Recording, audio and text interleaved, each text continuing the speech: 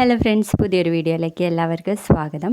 കാറ്റത്തെ കിളിക്കൂട് എന്ന serial review ആണ് കേട്ടോ പറയാൻ പോകുന്നത്. അങ്ങനെ നമ്മുടെ സുധീഷ് ആണെങ്കിൽ നിധിയോട് ചോദിക്കും, ഇഷ്ടമില്ലാത്ത കല്യാണമാണ്, വീട്ടുകാരുടെ നിർബന്ധപ്രകാരമാണല്ലേ കല്യാണം കഴിക്കുന്നതെന്ന് ചോദിക്കുമ്പോൾ നിധി പറയും, തന്നോടാരെ ഇത് പറഞ്ഞേ എന്നും പറഞ്ഞ് മുഖം ഇങ്ങനെ ഡള്ളാക്കി വെക്കാൻ കേട്ടോ. അതൊക്കെ സുധീഷ് ആണെങ്കിൽ കണ്ണാടിയിലൂടെ കണ്ടിട്ട് ആശ്വസിക്കുകയാണ്. ഹാവൂ, അപ്പൊ ഇഷ്ടമില്ലാത്ത കല്യാണമാണ്, എന്തായാലും സമാധാനമായി എന്ന് പറഞ്ഞിട്ട് സന്തോഷത്തോടു കൂടി വണ്ടി ഓടിച്ചു പോവാണേ. അതിനുശേഷം കാണിക്കുന്നത് സുഭാഷിനെയാണ്. സുഭാഷ് ആണെങ്കിൽ വീട്ടിലേക്ക് എന്തൊക്കെയോ സാധനങ്ങളുമായിട്ട് തിരിച്ചു വരികയാണ് കേട്ടോ. ആ സമയത്താണെങ്കിൽ അച്ഛൻ തിരിച്ച് പുറത്തേക്ക് പോവാണ്. അച്ഛൻ വല്ലതും കഴിച്ചോ?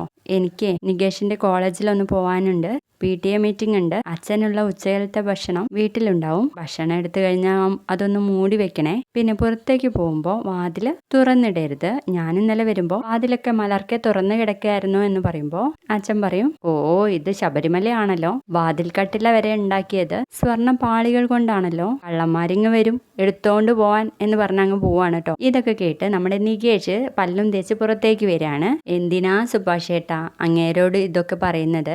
അങ്ങേരെ ഇവിടെ നിന്ന് പുറത്താക്കിയാലേ ഇവിടെ നന്നാവുള്ളൂ എന്ന് പറയുമ്പോൾ സുഭാഷ് പറയും, എടാ അച്ഛനല്ലേ, അങ്ങനെയൊന്നും പറയാതെ. അങ്ങേരുടെ വിചാരം ഈ വീടൊക്കെ അങ്ങേരുണ്ടാക്കിയതാന്നാ? അല്ല സുഭാഷ് ഏട്ടാ, PTA മീറ്റിങ്ങിന് പോകണ്ടേ എന്ന് പറയുമ്പോൾ, എനിക്ക് ഈ മുണ്ടൊന്ന് മാറ്റാനേ ഉള്ളൂ നികേഷ് എന്ന് പറയുമ്പോഴേക്കും നികേഷ് ആ കവറിൽ ഒരു ചോക്ലേറ്റിന്റെ പൊതി കാണുകയാണ് കേട്ടോ. ഇതെന്താ ചോക്ലേറ്റോ എന്ന് പറയുമ്പോൾ സുഭാഷ് പറയും, അത് അവിടെ വെക്കി, എന്നിട്ട് പല്ല് തേച്ച് ഫ്രഷ് ആയി വന്നേ എന്നും പറഞ്ഞ് നികേഷിനെ പറഞ്ഞയക്കാണ്. എന്നിട്ട് ആ പൊതിയും കൊണ്ട് അടുക്കളയിലോട്ട് പോവാണ് കേട്ടോ. ആ സമയത്ത് സുനന്ദ അടുക്കള വാതിലിലൂടെ ഉള്ളിലേക്ക് വരും. എന്താടി? ഒന്നുമില്ല, നീ വല്ലതും കഴിച്ചോ എന്ന് ചോദിക്കുമ്പോൾ, ആ പുട്ടും പയറും. ഇന്നെന്താ നിനക്ക് കോളേജില്ലേ?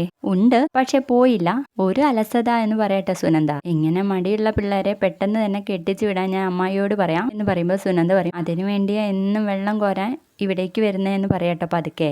നീ എന്താ പറഞ്ഞത്? ഒന്നുമില്ല. പിന്നെ എനിക്കൊരു കാര്യം പറയാനുണ്ടായിരുന്നു എന്ന് സുനന്ദ പറയുമ്പോഴേക്കും നികേഷും കൂടി അങ്ങോട്ടേക്ക് വരാൻ കേട്ടോ. എന്താ കാര്യം? ഒന്നുമില്ല എന്ന് പറയണേ സുനന്ദ. എന്നാ വേഗം വണ്ടി വിട്ടോ എന്ന് പറയണേ. അപ്പോഴേക്കും സുനന്ദ അങ്ങ് പോകുമ്പോഴേക്കും സുഭാഷ് വിളിച്ചിട്ട് ആ ചോക്ലേറ്റ് കൊടുക്കാണ് കേട്ടോ. ഹായ് ചോക്ലേറ്റ് എന്ന് പറയുമ്പോഴേക്കും നികേഷ് പറയും, ഇങ്ങ് തന്നെ, ഇതിന്റെ ഭാഗം പറ്റാൻ വേണ്ടി ഇങ്ങോട്ട് വരണമെന്നില്ല, ഇത് എനിക്കുള്ളതാന്ന് പറഞ്ഞു അങ്ങ് വാങ്ങിക്കാട്ടോ. അപ്പൊ സുനന്ദ പോടാ എന്ന് പറഞ്ഞിട്ട് ആ വാതിലിലൂടെ തന്നെ പുറത്തേക്ക് പോവാണേ.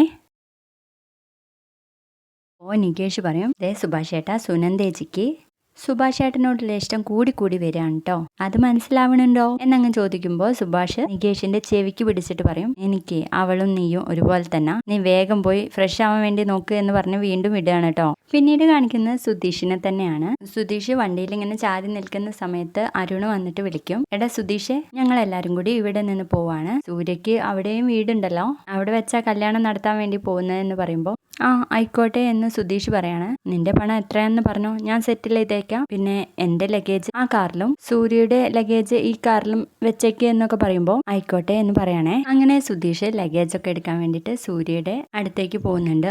നിധിയുടെ അച്ഛൻ പറയും, സുധീഷെ, മുകളിൽ നിധിയുടെ റൂമിലെ 1-2 ലഗേജ് കൂടി ഉണ്ട്, അതുകൂടി ഒന്ന് എടുക്കണേ എന്ന് പറയുമ്പോൾ നമ്മുടെ സുധീഷിന് സന്തോഷാവാണ് കേട്ടോ. അപ്പോഴേക്ക് സുധീഷ് വേഗം കയറി നിധിയുടെ റൂമിലെത്തും. നിധിയെ കണ്ടതും ഭയങ്കര സന്തോഷാവാണ്. എന്നിട്ട് ഡോറിന് മുട്ടും, മാഡം എന്തേ എന്ന് ചോദിക്കും. അല്ല, ലഗേജ് ഒക്കെ എടുത്ത് താഴെ വെക്കാൻ വേണ്ടിട്ട് പറഞ്ഞായിരുന്നു ആ എന്ന് പറയാണ്. അപ്പൊ നിധിയാണെങ്കിൽ പെട്ടി ഇങ്ങനെ അടച്ചോണ്ടിരിക്കാവും. അപ്പൊ പെട്ടി അടയുന്നില്ല കേട്ടോ. ഇത് കാണുമ്പോൾ സുധീഷ് പറയും, ഞാൻ അടയ്ക്കാം. എന്നിട്ട് പതുക്കെ ചോദിക്കും, അപ്പോ നിങ്ങൾ തിരിച്ചു പോവാണല്ലേ, ഇനി നമുക്ക് കാണാൻ വേണ്ടി പറ്റില്ലല്ലേ എന്ന് ചോദിക്കുമ്പോഴേക്കും നിധി ചോദിക്കും, നിങ്ങൾ എന്തിനാ എന്നെ കാണുന്നേ? അല്ല, 2 ദിവസമായിട്ടേ ഒരു കുടുംബം പോലെ കണ്ടിട്ട് പെട്ടെന്ന് അങ്ങ് പോകുമ്പോ മനസ്സിന് എന്തോ പോലെ എന്ന് പറഞ്ഞു കൊടുക്കുന്നുണ്ട്. എങ്കിലും ഈ പെട്ടി ഞാൻ കാറിൽ കൊണ്ടുവയ്ക്കാന്ന് പറഞ്ഞിട്ട് സുധീഷ് അവിടെ നിന്ന് പോവാണേ. പോകുമ്പോഴൊക്കെ ഇടയ്ക്കും തലയ്ക്കായിട്ട് നിധി എങ്ങനെ നോക്കുന്നുണ്ട്. അങ്ങനെ കാറിൽ ലഗേജ് കയറ്റി വെക്കുന്ന നേരം അരുണ് വന്ന് വിളിക്കും. എന്നിട്ട് പറയും, അതെ സുധീഷേ, നിനക്ക് ഞങ്ങളവിടെ കൊണ്ടുവിട്ടിട്ട് ബസ്സിൽ വരാൻ എന്തേലും ബുദ്ധിമുട്ടുണ്ടോന്ന് ചോദിക്കുമ്പോഴേക്കും സുധീഷിന് അങ്ങ് സന്തോഷാവാണ് കേട്ടോ. ഓ ഞാൻ വരാലോ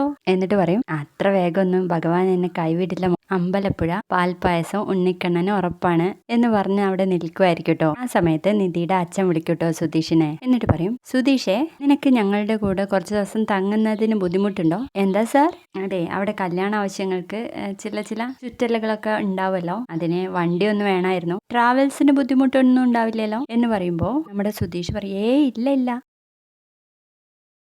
എന്നിട്ട് സന്തോഷം കൊണ്ട് അമ്പലപ്പുഴ ഉണ്ണിക്കണ്ണന് നേരിട്ട് വന്നൊരു പാൽപ്പായസം കൂടി ഞാൻ നൽകുന്നുണ്ട്. ഇനി സ്വപ്നമാണോ എന്ന് ചോദിച്ചിട്ട് കയ്യിൽ പിടിച്ച് നുള്ളും. അയ്യോ റിയാലിറ്റി ആണല്ലോ എന്നും പറഞ്ഞ് വീട്ടിലേക്ക് ഓടാൻ കേട്ടോ ഡ്രസ്സൊക്കെ എടുത്ത് വരാൻ വേണ്ടിയിട്ട്. അങ്ങനെ ഒരു ഓട്ടോയിലാണ് കേട്ടോ സുധീഷ് പോകുന്നത്. ചേട്ടാ ഒരു 3 മിനിറ്റ് എന്ന് പറയുമ്പോൾ അയാൾ പറയും 3 മിനിറ്റ് എന്നുള്ളത് 30 മിനിറ്റ് ആക്കരുത്. ഇല്ല ഏട്ടാ വരാന്ന് എന്ന് പറഞ്ഞിട്ട് റൂമിലേക്ക് ഡ്രസ്സൊക്കെ എടുക്കാൻ വേണ്ടിയിട്ട് പോവാണേ. അങ്ങനെ കുറെ ഡ്രസ്സൊക്കെ എടുത്ത് വരുമ്പോഴേക്കും മുഷിഞ്ഞതൊക്കെ അവിടെ തന്നെ ഇട്ടിട്ടാണ് വരുന്നത്. ആ ഓട്ടോ ഡ്രൈവർ ആണെങ്കിൽ ഹോൺ അടിച്ചിട്ട് വയ്ക്കൂല.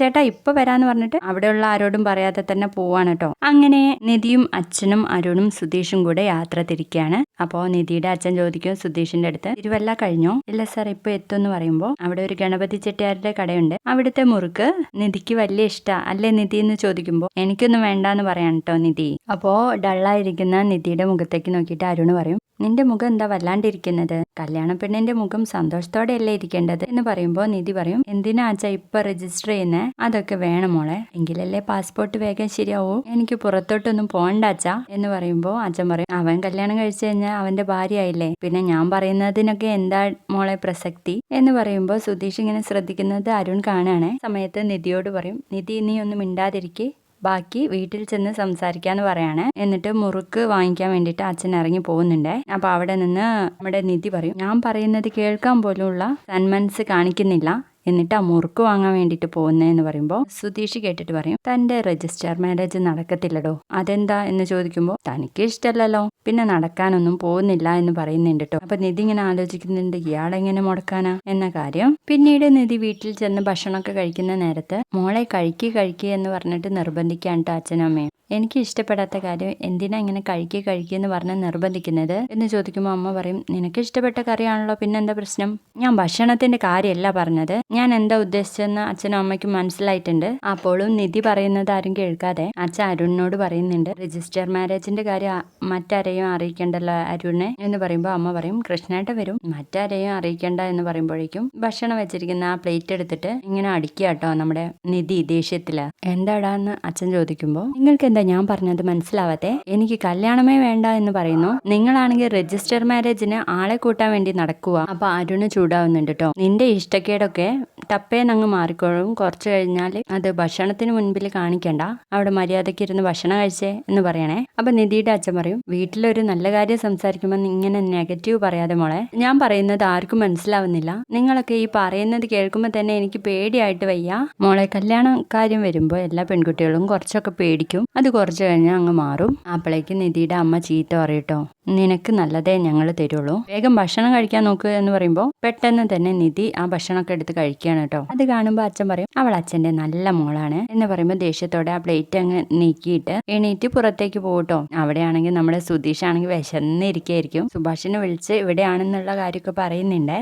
അങ്ങനെ ഉമ്മറത്ത് വന്നിരിക്കട്ടോ നിധി. ആ സമയത്ത് സുധീഷ് ആണെങ്കിൽ ചെന്നിട്ട് ചോദിക്കും, അതെ രാത്രി ഇനി ഓട്ടോ ഒന്നും ഉണ്ടായിരിക്കില്ലല്ലോ അല്ലേ? വല്ലാത്ത വിശപ്പ്, കുറച്ച് മാറി അവിടെ ഒരു ഹോട്ടൽ കണ്ടായിരുന്നു, അത് അടയ്ക്കും മുൻപേ ഞാൻ ഭക്ഷണം കഴിച്ചിട്ട് വന്നാലോ എന്ന് ചോദിക്കാട്ടോ. അപ്പൊ നിധി ചോദിക്കുന്നുണ്ട്, അപ്പൊ നിങ്ങൾ ഭക്ഷണം കഴിച്ചില്ലേ? ഹോട്ടലൊക്കെ ഇപ്പൊ അടച്ചു കാണുമല്ലോ. അയ്യോ, അപ്പൊ ഞാൻ അത്താഴ പട്ടിണി ആയോ എന്ന് ചോദിക്കാട്ടോ. ഭക്ഷണമൊന്നും ഇവിടുന്ന് തന്നില്ലേ? സർവന്റ് നിങ്ങളുടെ അടുത്ത് ചോദിച്ചില്ലേ എന്ന് ചോദിക്കുമ്പോൾ ഇല്ല, അകത്തെ തിരക്കിനിടയിൽ അവർ മറന്നു പോയിട്ടുണ്ടാവും എന്ന് പറയാൻ കേട്ടോ സുധീഷ്. അത് കേൾക്കുന്ന മുറയ്ക്ക് നമ്മുടെ നിധി അകത്തേക്ക് പോകുന്നുണ്ട്, ഭക്ഷണം എടുക്കാനായിരിക്കും. സുധീഷ് ആണെങ്കിൽ അയ്യോ പോവാണോ എന്ന് ചോദിച്ച് വയറിങ്ങനെ ഒഴിഞ്ഞു നിൽക്കുന്ന ഒരു ഭാഗത്തോടെ ഇന്നത്തെ എപ്പിസോഡ് തീരുകയാണ്. ഈ വീഡിയോ ഇഷ്ടപ്പെട്ടാൽ ലൈക്ക് ചെയ്തൊന്ന് സപ്പോർട്ട് ചെയ്യണേ. ബൈ.